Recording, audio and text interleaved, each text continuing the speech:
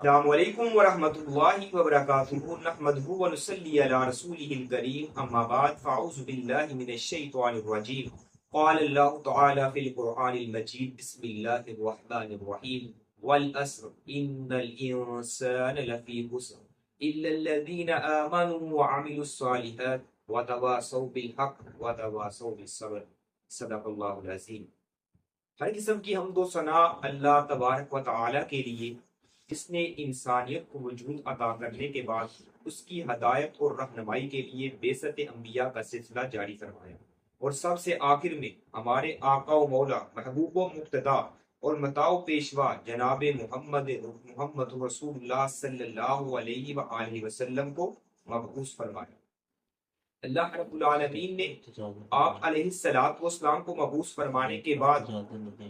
آپ علیہ الصلوۃ والسلام پر اپنا قرآن مجید جو ہے ایز اے معجزہ آپ علیہ الصلوۃ والسلام کو عطا فرمایا۔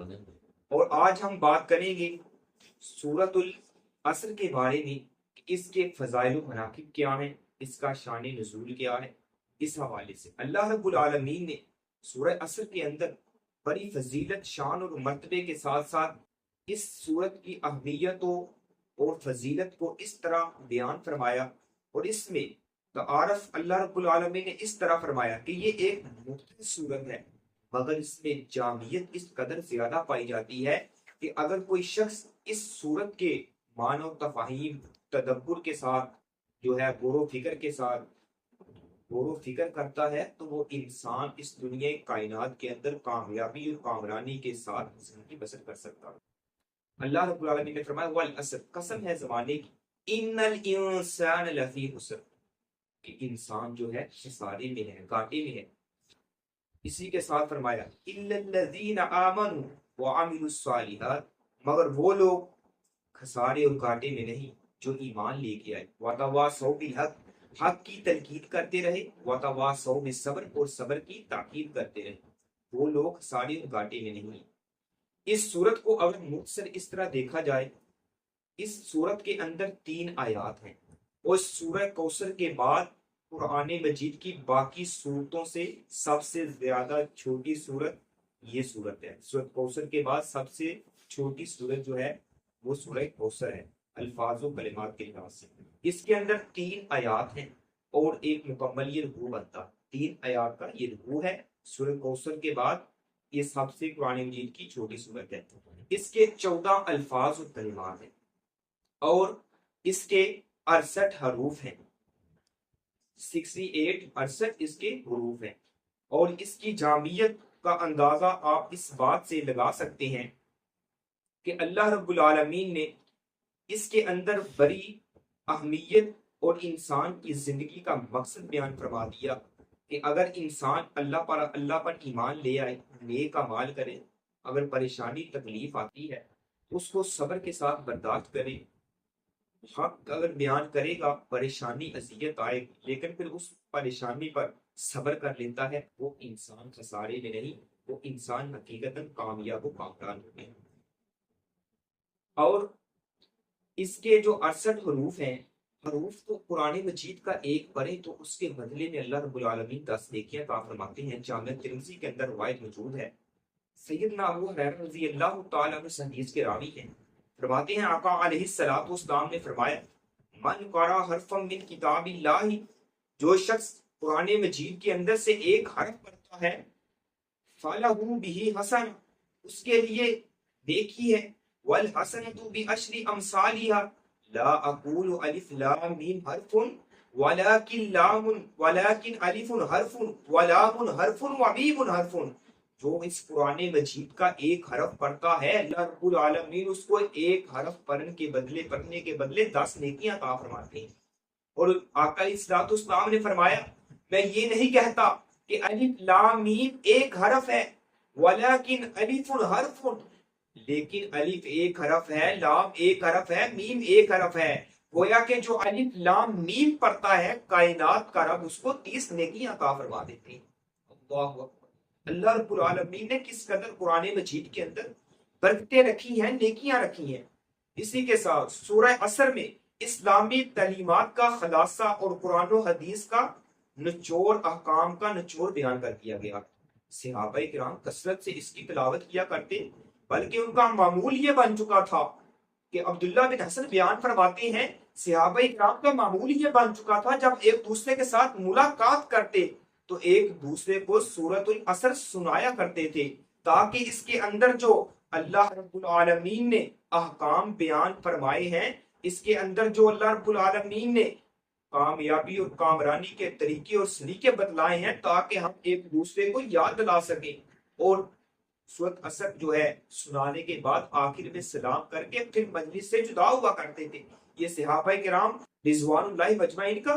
یہ جناب معمول ہوا کرتا تھا۔ اور اس طرح سورہ عصر میں اللہ تعالیٰ نے نہایت اختصار اور جامعیت کے ساتھ انسان کی دنیاوی لحاظ سے اور اخروی لحاظ سے کامیابی اور کامرانی کے قوانین و ضوابط کو بیان کر دیا۔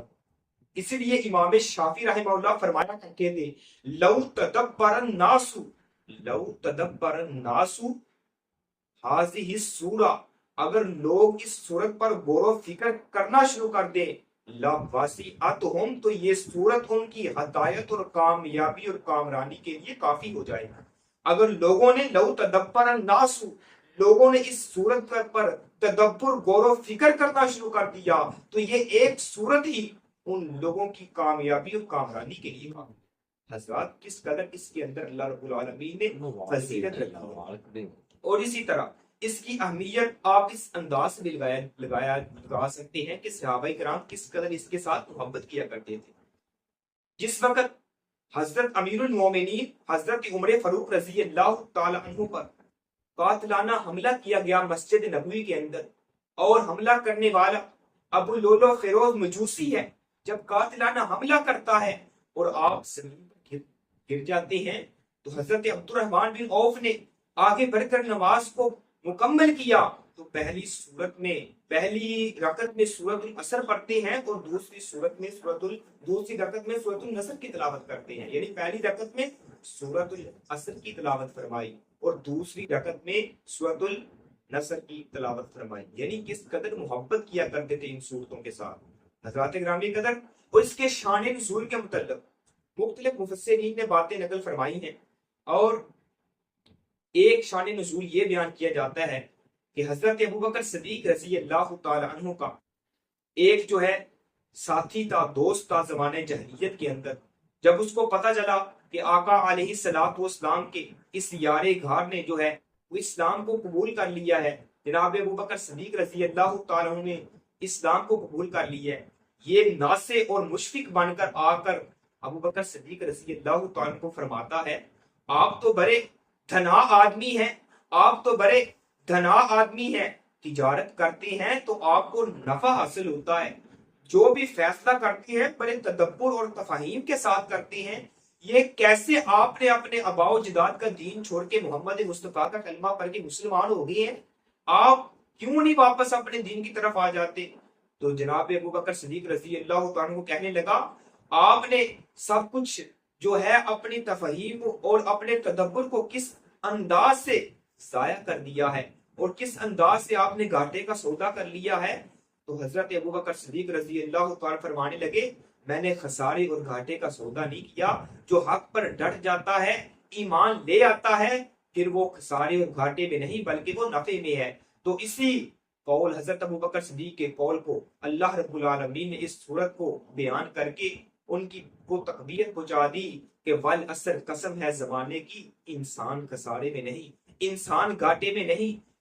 والعصر قسم ہے زمانے کی، ان الانسان لفی خسر، بے شک انسان گھاٹے میں ہے، خسارے میں ہے، مگر وہ لوگ الا الذین آمنوا وعملوا الصالحات وتواصوا بالحق وتواصوا بالصبر، وہ لوگ جو ایمان لائے